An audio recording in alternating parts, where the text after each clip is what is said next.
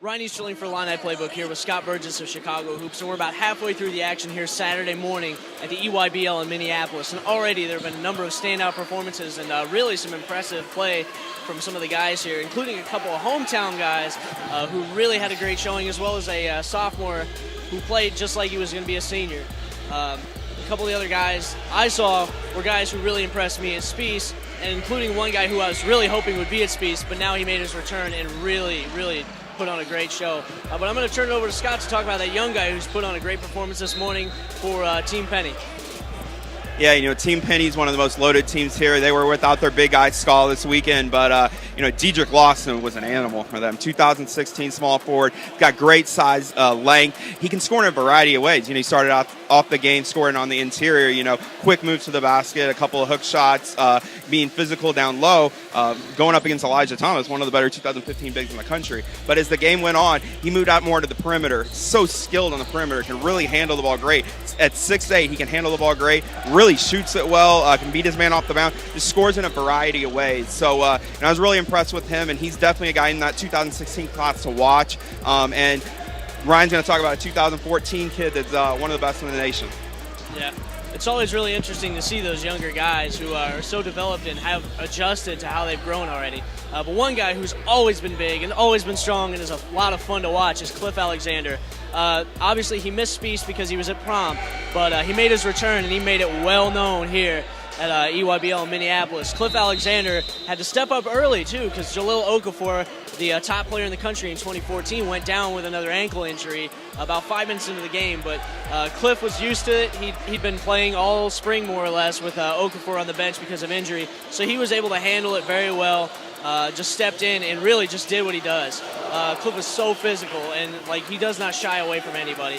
He was catching alley-oops. But the thing I liked about seeing Cliff today was that he was able to step away from the basket. His mid-range game is very advanced compared to where it has been.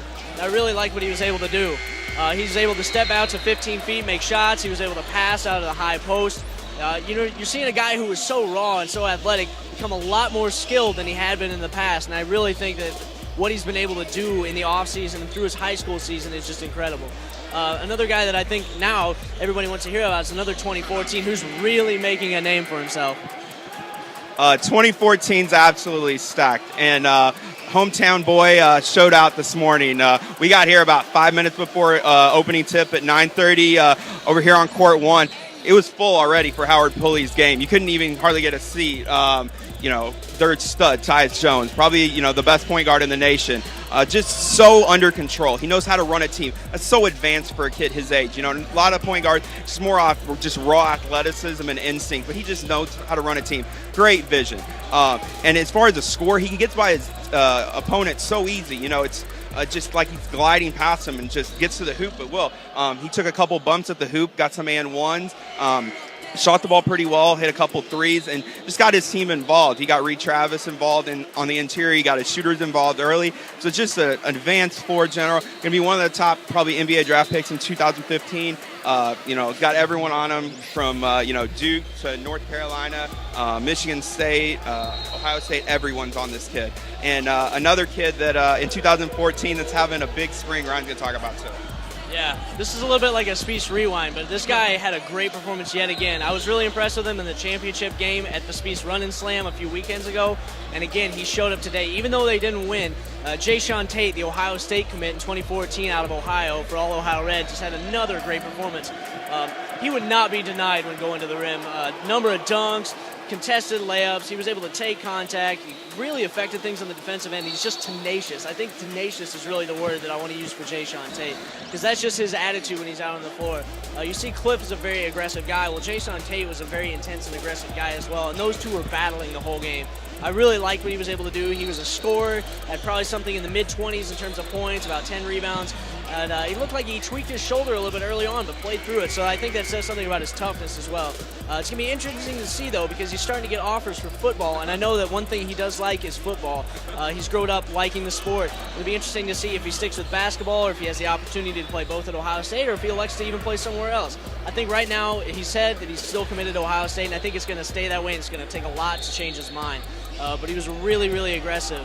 And I think it shows because, a football player, physical, aggressive, they don't shy away from contact, and that's something that I think is grained into Jayshawn Tate. But now Scott's going to go ahead and go back, and another player for that Poly team that really had a big day, Scott's going to go ahead and talk about that. Yeah, speaking of physical guys down low, Reed Travis is, just a man down low. In many ways, a lot like Tate, where just so physical down low, got a strong body. Really impressed with what he did on the offensive glass. He was consistently active on the offensive glass, clearing the boards on the defensive end as well. Scored down low in a variety of ways, with power, with a little bit of skill as well. But and then he also actually stepped out and hit a 15-foot jump shot a couple of times that really impressed me. He's got a good feel for playing with his point guard Tyus Jones. If he has a good point guard like that in college, it's really going to help him. But he's got a lot of schools on him. An academic kid, so he's got a lot of those type schools on him as well. But one of the better power forwards I've seen this weekend. Really impressed with what he did. He had 20 points, 10 rebounds in the morning game against his hometown, here in front of the hometown crowd. And one 2014 kid that we've both been really impressed with this spring continues to light it up here at EYBL this weekend. Yeah, continue with the trend of the Spiece rewind. Spiece Indy Heat's Trayvon Blewett, a 2014 kid, just continues to light it up from the field. The thing I think that impressed me the most about him this time, we saw a little bit of this at the Run and Slam tournament, but I think the really thing that's standing out to me now is he's improved a lot defensively. At Spiece, I talked to him after the game against the Running Rebels with Kevon Looney, and he actually told me that he wanted to guard Kevon Looney. And today, you saw him take on Devin Booker from Alabama Challenge. He went out there on the perimeter and guarded Devin Booker. And I think that defense is something I think people have been sleeping on a little bit with him. But he's physical. He's really shaped his body in the offseason, and he's really improved his athleticism. He's not just an outside shooter. He got to the hoop quite a bit. He still hit his outside shots. You can't give him any room on the perimeter, or else he's going to make you pay. But I think one of the things with Trayvon Blewett that's really improved is his rebounding and his defense, and of course the offensive game has stayed consistent. But anyway, action still continues here. We have a whole evening session still to go. Those are some of the guys that really stood out to us in the morning, and make sure you check back later to see what happens with some of the evening sessions. But until then, I'm Ryan Easterling for Scott Burgess. We're signing out.